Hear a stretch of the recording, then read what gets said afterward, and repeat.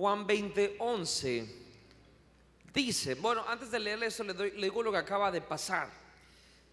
Dos discípulos de Jesús hicieron unas carreritas al sepulcro y lo encontraron vacío. Seguido a eso, vamos a encontrar esta escena que vamos a leer de María, la madre de Jesús. Y vamos a leer lo que pasa, lo que sucede, y de ahí vamos a entrar en todo lo que conlleva la resurrección de Jesucristo.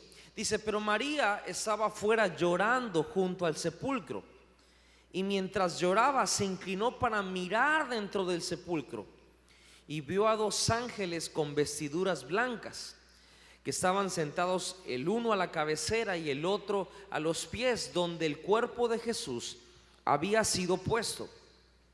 Y le dijeron, mujer, ¿por qué lloras? Les dijo, mire bien la respuesta de María: porque se han llevado a mi Señor y no sé dónde le han puesto. Cuando había dicho esto, se volvió y vio a Jesús que estaba allí, mas no sabía que era Jesús. Jesús le dijo, mujer, ¿por qué lloras? ¿A quién buscas? Ese Jesús, ¿verdad? Jesús era bromista de alguna manera, ¿no? La estaba troleando literalmente. Ella, pensando que era el hortelano, perdón, ya estoy como mi hijo, que ayer en la cena dice que en Israel hablan israeliano. Y le dijo, Señor, si tú lo has llevado, dime dónde lo has puesto y yo lo llevaré. Y Jesús le dijo, María. Volviendo ella le dijo, Raboni, que quiere decir maestro. Y Jesús le dijo, no me toques porque no me reconociste. No, no es cierto. Le dijo, no me toques porque aún no he subido a mi Padre, mas ve a mis hermanos y diles, subo a mi Padre y a vuestro Padre, a mi Dios y a vuestro Dios. Fue entonces María Magdalena para dar a los discípulos las nuevas de que había visto al Señor y que Él le había dicho estas cosas. Hoy nosotros sabemos que Jesucristo resucitó, ¿verdad? Hoy nosotros sabemos que murió y que al tercer día se levantó de entre los muertos. Ahora, los discípulos de Jesús, todos ellos sabían también esto. Jesús de sus propios labios, de su boca, les dijo, el Cristo va a padecer, va a morir, pero al tercer día va a resucitar.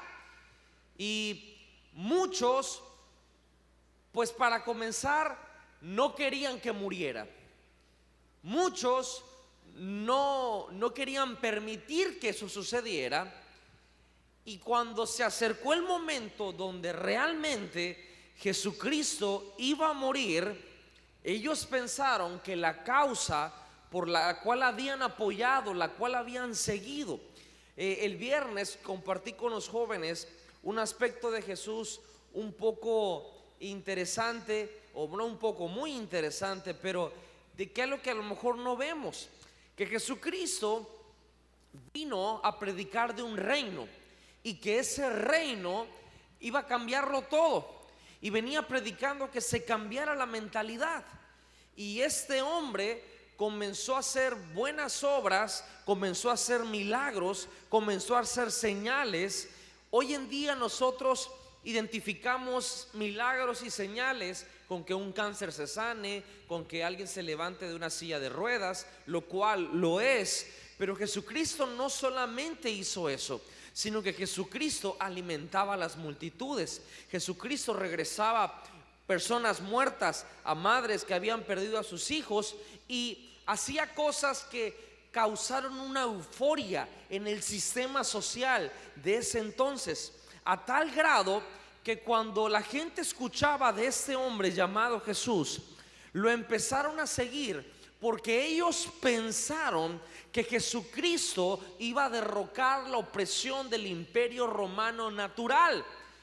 En una ocasión, cuando Jesucristo entró a Jerusalén, que así es como comenzó toda la parte final de la etapa de la vida de Jesús, la gente comenzó a decirle cuando entró a Jerusalén: Hosana al hijo de David. Y hoy nosotros lo entendemos perfectamente, lo danzamos y lo gritamos y lo cantamos. Pero esa expresión se le decía a alguien que iba a estar en el gobierno. Y no hay mayor complemento o mayor halago que le digan a alguien en Israel como hijo de David. Ellos pensaron que Jesucristo iba a hacer un golpe de estado, iba a quitar a Herodes, iba a quitar a César, y que Israel iba a ser libre de una manera como Moisés lo hizo. Ahora, lo que ellos no entendían, aunque Jesús lo dejó bien claro y se lo dijo a Pilato, y le dijo: Pilato, mi reino no es de este mundo, mi reino no pertenece aquí. Y le dejó ver: si mi reino fuera de aquí, mis servidores pelearían por mí, pero como te puedes dar cuenta, no hay ninguno. Uno me negó, el otro fue el que me entregó, y los otros dijeron: mejor que digan aquí corrió que aquí lo crucificaron, ¿va? Y Jesucristo se quedó solo, siguiendo o defendiendo su reino, porque él sabía que efectivamente su reino lo iba a cambiar todo, pero no de la manera que la gente pensaba que se iba a cambiar. Le decía a los jóvenes el viernes que quizás muchos de nosotros seguimos a Jesús por lo que Él es, por lo que Él hace, y pensamos que va a hacer ciertas cosas en nuestra vida. Pero yo quiero decirle algo: Dios nunca hace las cosas como nosotros creemos que las va a hacer, o como nosotros pensamos que las va a hacer. El libro de Efesios capítulo 3 verso 20 dice que Dios hace las cosas mucho más grandes y las da mucho mejor de lo que nosotros creemos y de lo que nosotros esperamos. Jesucristo no solamente vino a derrocar el imperio romano, Jesucristo vino a derrocar el imperio de la muerte. Jesucristo no vino a darle un golpe de estado a Herodes, Jesucristo vino a darle un golpe de estado al diablo. Jesucristo no vino a hacer libre al pueblo de Israel, Jesucristo vino a hacer libre al ser humano, a la humanidad. Los planes que los discípulos tenían de libertad con Jesús se fueron exponencialmente mucho más grande. Y esa es la forma en que Dios hace las cosas. Cuando Jesucristo entra a la ciudad de Jerusalén y lo aclaman como el rey, literal dijeron: aquí viene nuestro candidato, el rey de los judíos, le decían. Sabemos todos por historia, o quizá vio usted una película por ahí en estas fechas, donde arriba de la cruz le pusieron Jesús, el rey de los judíos, como si fuera una burla. Y por esa razón le pusieron la corona de espinas, y por esa razón le pusieron un manto asemejando de que era el rey, burlándose de que su rey iba a ser descuartizado y que había sido vencido. Jesucristo, cuando entra a Jerusalén, va y hace la Santa Cena, o la última cena, como muchos la llaman, que realmente fue su última cena como hombre, pero no fue su última cena como ser, porque Jesucristo mismo dijo: cuando mi reino regrese, esto va a volver a pasar, y por eso quiero que hagan esto en memoria de mí todas las veces, para que recuerden que yo voy a regresar por ustedes, que yo no me voy a quedar en esa tumba. En la cena, Jesucristo les dijo que Él iba a regresar. Les dijo: esta es la última vez que lo voy a hacer físicamente aquí con ustedes, porque la próxima vez que lo haga, oiga, si les acaba de decir que iba a morir, ¿cómo es que iba a haber una próxima? Jesús sabía que Él iba a resucitar. Lo entrega a su discípulo, el director de las finanzas del ministerio de Jesús, Judas.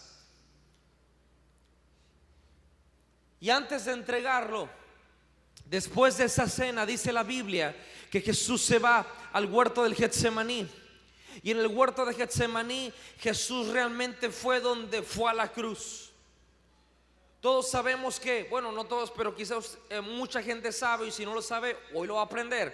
Jesucristo fue crucificado en un monte que se llama el monte Gólgota o el monte de la calavera, que estaba a las afueras de la ciudad, de alguna manera ahí posicionado en Jerusalén.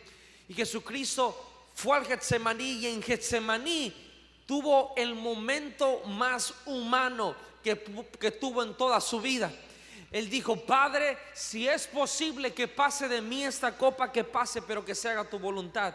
Y dice la Biblia que Jesús estaba tan estresado, que oraba tan intensamente, que sus gotas de sudor caían con el espesor como si fueran gotas de sangre. Pero la Biblia dice que Dios mismo bajó un ángel y que ese ángel lo fortalecía. Yo quiero decirle, Jesús no se rindió por nosotros, nosotros no nos vamos a rendir por Él tampoco.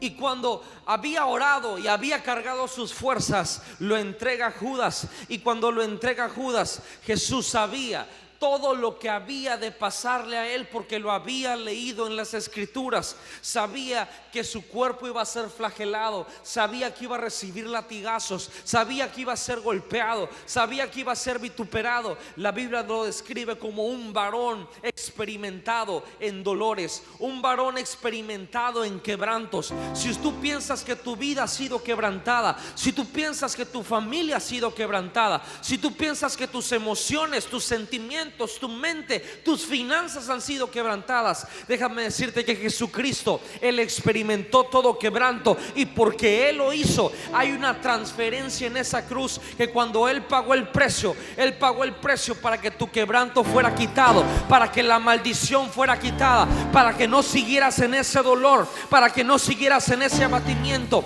Y en esa cruz Él fue que tomó todo lo que nos era para nosotros por justicia, y fue donde su gracia se abrió hacia nuestras vidas.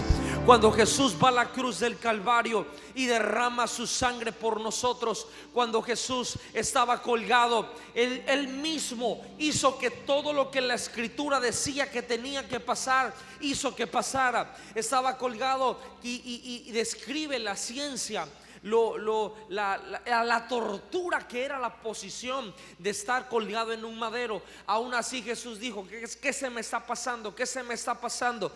Sí, cierto. Tras que a haber amargura en mi pueblo, bueno, también voy a llevar la amargura. Y dijo: tengo sed, sabiendo que no le iban a dar agua, sino que le iban a dar vinagre, poniendo en claro que en la Pascua, desde Moisés, se comía el cordero asado al fuego, y Dios les dijo: coman las hierbas amargas. Y los hebreos hasta el día de hoy comen hierbas amargas para recordar la amargura de la esclavitud que tenían en Egipto. Jesús dijo: yo no quiero que mi pueblo recuerde más su amargura del pasado. Aquí en la cruz yo voy a tomar el vinagre y voy a tomar lo amargo, para que mi pueblo no tenga que pasar más amargura, para que mi pueblo no tenga que pasar más rechazo, para que mi pueblo no tenga que pasar ninguna condición que les quite la paz que les estoy dando a través de la cruz del Calvario.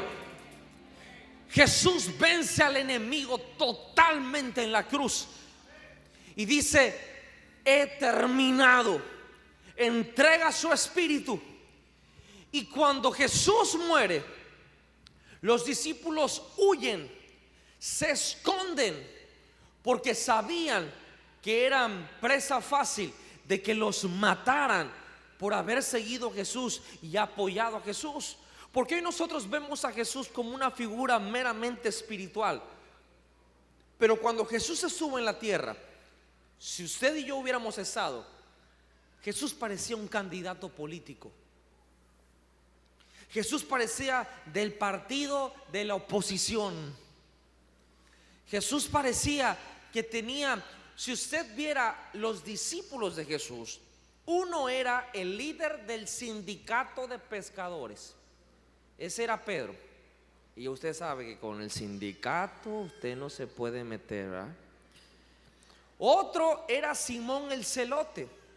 Simón el Celote era un sicario en el tiempo de Jesús.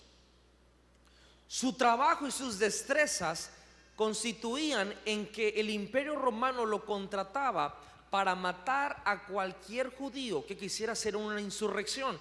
Jesús dijo, él va a ser mi discípulo. Andaba con Jesús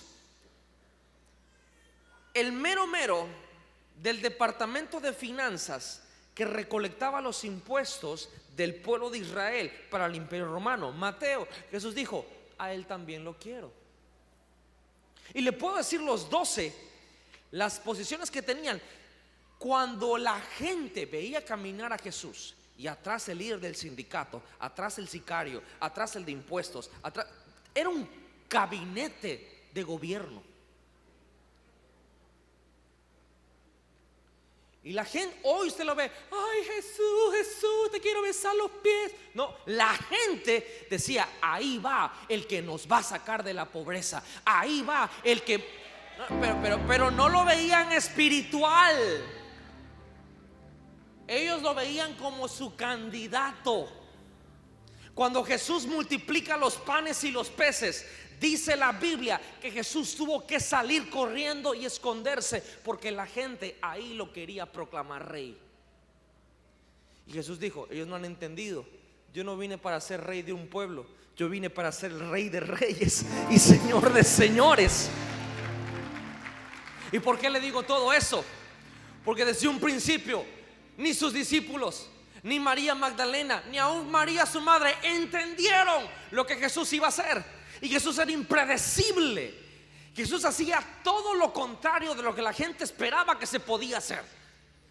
De repente multiplicaba panes y le daba de comer a todo mundo. Y de repente iba caminando y la gente lo seguía. No, vamos con él, el candidato da de comer, da despensa, te da torta, boli, 50 pesos.